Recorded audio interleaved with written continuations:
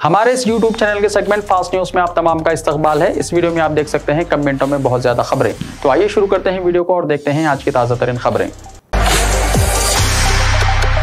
Police से बचने की कोशिश, हैदराबाद में एक शख्स बुलंदी से गिरकर हलाक। पुलिस से बचने की कोशिश में हैदराबाद में एक शख्स 5वीं मंजिल से गिरकर हलाक हो गया। ये वाक़या आसिफ नगर इलाके में आज पेश आया। दुंडीगल पुलिस स्टेशन में कलीमुद्दीन नामी शख्स के खिलाफ धोखाधड़ी का मामला दर्ज किया गया था और आज सुबह पुलिस उसे गिरफ्तार करने के लिए उसके मकान पहुंची थी। इस दौरान पुलिस से बचने की कोशिश में कलीम बुलंदी से गिरकर हलाक हो गया। मालूम हुआ है कि इस शख्स ने बैरून मुमालिक रवाना करने के लिए बाज़ अफराद से रकम हासिल की थी। मज़ीद तहक़ीक़ात जारी हैं।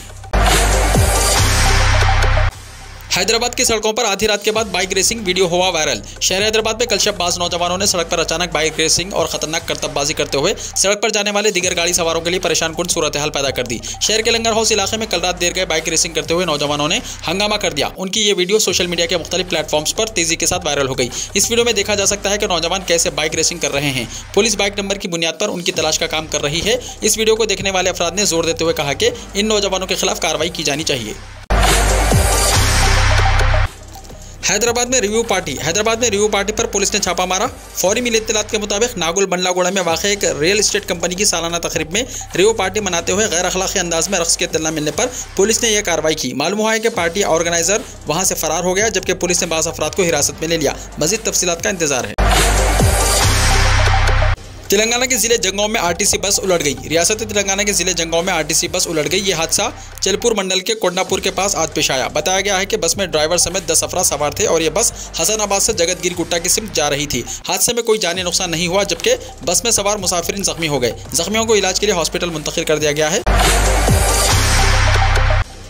कोविड की तीसरी लहर का कोई खतरा नहीं, दिसंबर तक एहतियात जरूरी। टीका लेने का मशवरा, पड़ोसी रियासतों से डेल्टा वायरस के फैलने का खदशा। डायरेक्टर महकमे सेहत डॉक्टर श्रीनिवास राव ने कहा। महकमे सेहत और खानदानी बहबूद के डायरेक्टर डॉक्टर जी श्रीनिवास राव ने कहा कि रियासत तेलंगाना में कोविड की तीसरी लहर का कोई खतरा नहीं है। आबादी के एतबार से वायरस में मुब्तला होने वालों की तादाद कम हो रही है। वैक्सीन की इजराई के अमल को तेज कर दिया गया है। डेल्टा वायरस अब कमजोर हो गया है। डायरेक्टर महकमे सेहत ने कहा कि अगर दिसंबर के आखिर तक कोविड के केसेस में इजाफा नहीं होता और कोरोना वायरस के खतरनाक वायरस का असर नहीं होता तो ये कोविड का इख्तितामी दौर होगा। रियासती महकमे सेहत ने अवाम पर जोर दिया कि वो आने वाले त्योहारों के दौरान एहतियात करें। तेलंगाना में अगरचे के कोरोना के मामलात में कमी हुई है और ये मामलात रोजाना 150 से 200 तक महदूद हो गए हैं। ताहम अक्टूबर और दिसंबर के महीनों में आने वाले त्यौहार अहम हैं, जिसके दौरान इस बात को यकीनी बनाया जाए कि कोविड इन्फेक्शन के नए मामलात सामने न आए। जी श्रीनिवास राव ने कहा कि अवाम में मास्क के इस्तेमाल में कमी का रुझान देखा जा रहा है, चाहे वो शॉपिंग मॉल्स हो, त्यौहार हो, मनादिर हो या फिर टैंक बॉन्ड में हफ्तावारी प्रोग्राम्स हो। जोर दिया है कि वो इस बात को यकीनी बनाए कि अक्टूबर तक दिसंबर के दरमियान एहतियात किया जाए।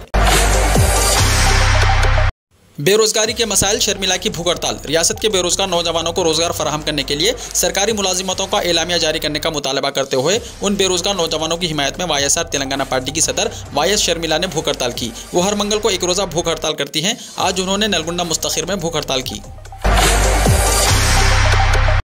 तेलंगाना में 10th क्लास के एग्जाम्स, पर्चों की तादाद 6 कर दी गई है। ज़बान दुव्वम में उर्दू शामिल। इम्तिहानी औकात में आधे घंटे का इजाफा। तलबा को मिली राहत। तलबा को राहत पहुंचाते हुए हुकूमत तेलंगाना ने तालीमी साल 2021-22 के लिए 10th क्लास के एग्जाम्स के पर्चों की तादाद 11 से घटाकर 6 कर दी है। 10वीं जमात के इम्तिहान 70% निसाब के मुताबिक होंगे।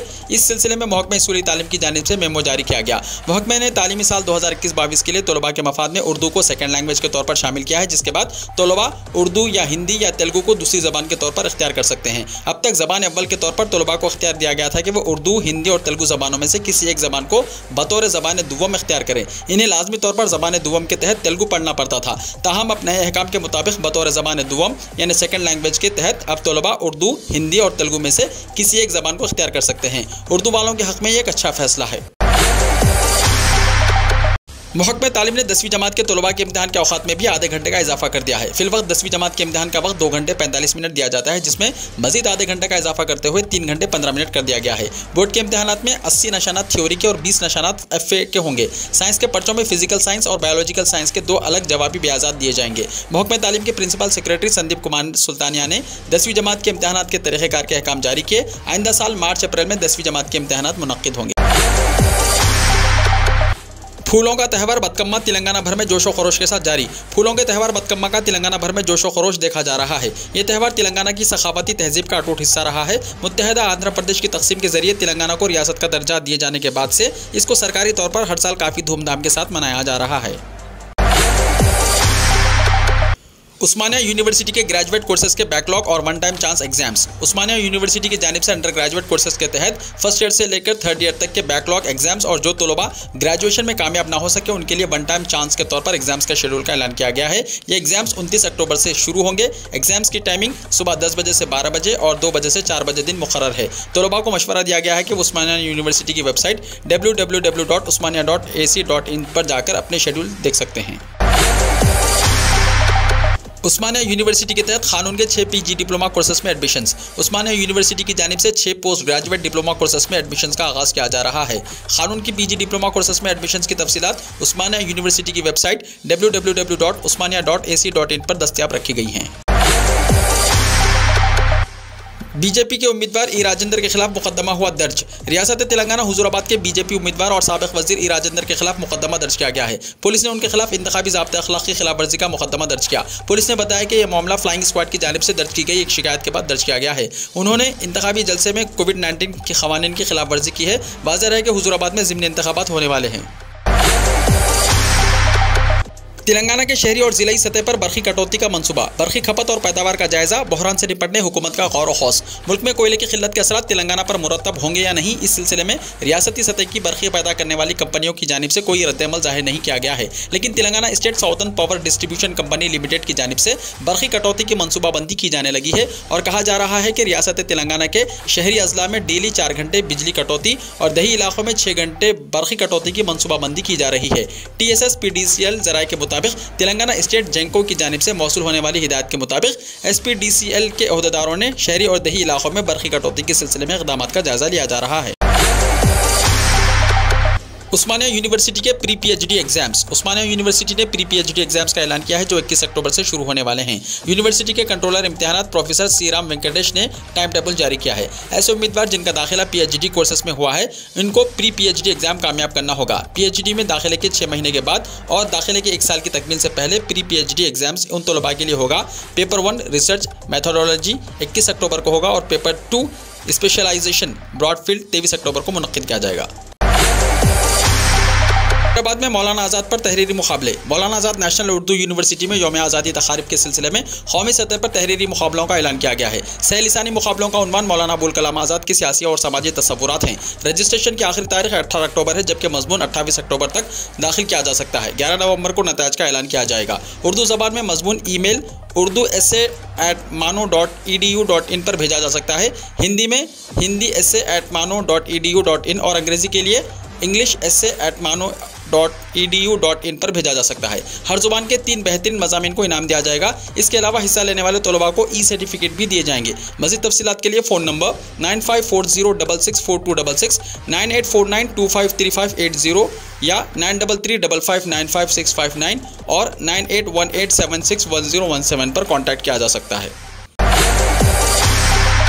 बच्चों को कोवैक्सीन के टीके लगाने की मिली मंजूरी। Indian drugs and controller general ने मंगल के रोज हिंदुस्तान में तैयार कोविड टीके कोवैक्सीन को 2 साल से 18 साल की उम्र के बच्चों को लगाने की मंजूरी दे दी। यह मंजूरी हंगामी इस्तेमाल के लिए दी गई है और तवक्को है कि इसका इस्तेमाल रवां महीने के आखिर तक शुरू हो जाएगा।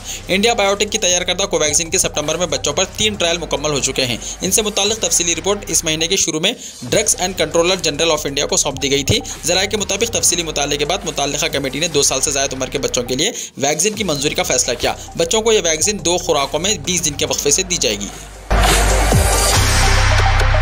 क्या आपने ब्लू आधार कार्ड का नाम सुना है? आमतौर पर आधार कार्ड एक ही रंग का होता है। क्या आपने ब्लू आधार कार्ड देखा है? ये कार्ड किसको जारी किया जाता है? बाकायदा आधार कार्ड और ब्लू आधार कार्ड मुख्तलिफ है। इसे बाल आधार कार्ड भी कहा जाता है। ये कार्ड UIDAI ने साल 2018 में लॉन्च किया था। ये देखने में हल्के ब्लू रंग में होता है, इसलिए हर कोई इसे ब्लू आधार कार्ड कहते हैं। ये कार्ड 5 साल से कम उम्र के बच्चों को दिया जाता है। इस कार्ड में 12 हिस्सों का मुनफरिद शनाख्ती नंबर भी होता है। अगर कार्ड होल्डर की उम्र 5 साल से तजावुज कर जाए तो नंबर गैर कारगर हो जाता है। ये कार्ड नवजायदा बच्चे से 5 साल तक के उम्र के बच्चों को लिया जा सकता है। इसके लिए आपको इंदराज फॉर्म भरना होगा और वालिदैन का शनाख्ती कार्ड, एड्रेस प्रूफ, रिश्ता, बच्चे की तारीख पैदाइश का सबूत मुंसलिक करना होगा। ब्लू आधार कार्ड में बायोमेट्रिक मालूमात नहीं होते क्योंकि 5 साल से कम उम्र के बच्चों से बायोमेट्रिक की तफसीलात नहीं ली जाती। बायोमेट्रिक अपडेट 5 साल उम्र मुकम्मल करने के बाद हासिल की जाती है। यह बायोमेट्रिक 15 साल की उम्र तक काम आता है। इसके बाद बायोमेट्रिक को मजीद एक बार अपडेट करने की ज़रूरत होती है। अगर आप करीबी आधार इंदराज मरकज से रुजू होकर मज़कूरा दस्तावेज़ात पेश करते हुए वालिदैन का फ़ोन नंबर देते हैं तो अमला फौरी ब्लू आधार कार्ड की दरख्वास्त कबूल करेगा। तस्दीक मुकम्मल होने पर फ़ोन पर एक पैगाम मौसूल होगा। ब्लू आधार कार्ड का रजिस्ट्रेशन के 60 दिन के अंदर मुताल्लिका पते पर पहुंच जाएगा। लखीमपुर खेरी तशद्दुद मामले में किसानों की अंतिम अरदास में शामिल हुई प्रियंका गांधी। उत्तर प्रदेश के लखीमपुर खेरी सानिया को लेकर कांग्रेस पार्टी की जनरल सेक्रेटरी प्रियंका गांधी किसानों के हक के लिए लगातार जिद्दोजहद कर रही हैं। इस जिम्मन में आज प्रियंका गांधी लखीमपुर पहुंची और किसानों की अंतिम अरदास में शामिल हुई। वाज़ेह हो कि लखीमपुर खेरी में गुज़िश्ता 3 अक्टूबर को पेश आए तशद्दुद के शिकार किसानों की अंतिम अरदास में शिरकत करने के लिए कांग्रेस जनरल सेक्रेटरी प्रियंका गांधी वाड्रा मंगल को लखीमपुर पहुंच गई हैं। डोमेस्टिक फ्लाइट्स में 100% निशिस्तों पर बैठ सकेंगे मुसाफिर। सिविल एविएशन की वजारत ने 18 अक्टूबर 2021 से घरेलू परवाजों यानी डोमेस्टिक फ्लाइट्स को 100% सलाहियत के साथ काम करने की इजाज़त दे दी है। कोरोना वायरस के केसों की तादाद में कमी के दरमियान मरकजी शहरी हवाबाजी की वजारत ने मंगल को इस सिलसिले में एक हिदायत जारी की है। हिंदुस्तान में जीमेल सर्विस डाउन, यूजर्स परेशान। गूगल की ईमेल सर्विस कई घंटों से मुअत्तल बताई जा रही है, जिसकी वजह से यूजर्स को दुश्वारी का सामना करना पड़ रहा है। वेबसाइट डाउन डिटेक्टर के मुताबिक हिंदुस्तान के मुख्तलिफ हिस्सों में यूजर्स को जीमेल पर काम करने में मुश्किलात का सामना करना पड़ रहा है। फिलवक्त सोशल मीडिया पर भी #जीमेल डाउन ट्रेंड चल रहा है। हिंदुस्तान के मुख्तलिफ रियासतों में इसकी सर्विस मुअत्तल बताई जा रही है। ताहम कंपनी की जानिब से इस मसले के हवाले से कोई मालूमात नहीं दी गई है। हमने 3 तलाक के खिलाफ कानून बनाकर मुस्लिम खवातीन को नए हुकूक दिए, वज़ीर-ए-आज़म नरेंद्र मोदी ने कहा। वज़ीर-ए-आज़म नरेंद्र मोदी ने कहा कि कई दहाइयों से मुस्लिम खवातीन 3 तलाक के खिलाफ कानून का मुतालबा कर रही थी। हमने 3 तलाक के खिलाफ कानून बनाकर मुस्लिम खवातीन को नए हुकूक दिए हैं। उन्होंने कहा कि बहुत से शोबे खवातीन के लिए खोले गए हैं और इस बात को यकीनी बनाया गया है कि वो 24 घंटे सिक्योरिटी के साथ काम कर सकती है। उन्होंने कहा कि भारत ने काम करने वाली खवातीन के लिए तनख्वाह के साथ 26 हफ्ते की ज़िंदगी की छुट्टियों को यकीनी बनाया है। ये एक ऐसा कारनामा है जिसे कई तरक्की याफ्ता ममालिक भी अंजाम नहीं दे सके हैं। नरेंद्र मोदी ने आज वीडियो कॉन्फ्रेंसिंग के जरिए कौमी हुकूक इंसानी कमीशन यानी NHRC के 28वें यौम तासीस के प्रोग्राम में शिरकत की। इस इज्तिमा से उन्होंने खिताब किया। मुंबई और चेन्नई के दरमियान खुसूसी ट्रेनें। मुसाफिरों की भीड़ के पेश नज़र रेलवे ने मुंबई और चेन्नई के दरमियान खुसूसी ट्रेनों की खिदमत दोबारा शुरू करने का फैसला किया है। इन खुसूसी ट्रेनों में सिर्फ कन्फर्म टिकट वाले मुसाफिरों को सफ़र करने की इजाज़त दी गई है। मरकज़ की रियासतों को बिजली कटौती न करने की हिदायत। सारिफिन को बिजली की अदम फराहमी और ज़्यादा नरखों पर बिजली की फ़रोख्त के इत्तलात के दरमियान मरकज़ी हुकूमत ने तमाम रियासतों को हिदायत दी है कि बिजली की फराहमी में कोई कटौती नहीं होनी चाहिए और सारिफिन को मुसलसल बिजली की सप्लाई की जानी चाहिए। वज़ारत बिजली ने मंगल के रोज़ इस बाबत रियासतों से कहा कि यह बात वज़ारत की नोटिस में आई है कि कुछ रियासतें अपने सारिफिन को बिजली की फराहमी नहीं कर रही हैं और बिजली की कटौती कर रही हैं, यानी लोड शेडिंग कर रही है और पावर एक्सचेंज में भी ज़्यादा कीमत पर बिजली फ़रोख्त कर रही है। अगर यह पाया जाता है कि कोई भी रियासत सारिफिन की ज़रूरियात को पूरा नहीं कर रही है और पावर एक्सचेंज में ज़्यादा नरखों पर बिजली फ़रोख्त कर रही है तो इन रियासतों को मुख्तस की गई बिजली वापस ले ली जाएगी और ज़रूरतमंद रियासतों को मुख्तस कर दी जाएगी। वज़ारत ने कहा कि तकसीमकार कंपनियां सारिफिन को बिजली की फराहमी की जिम्मेदार हैं और इन्हें सारिफिन की ज़रूरियात को तरजीही बुनियादों पर पूरा करना चाहिए।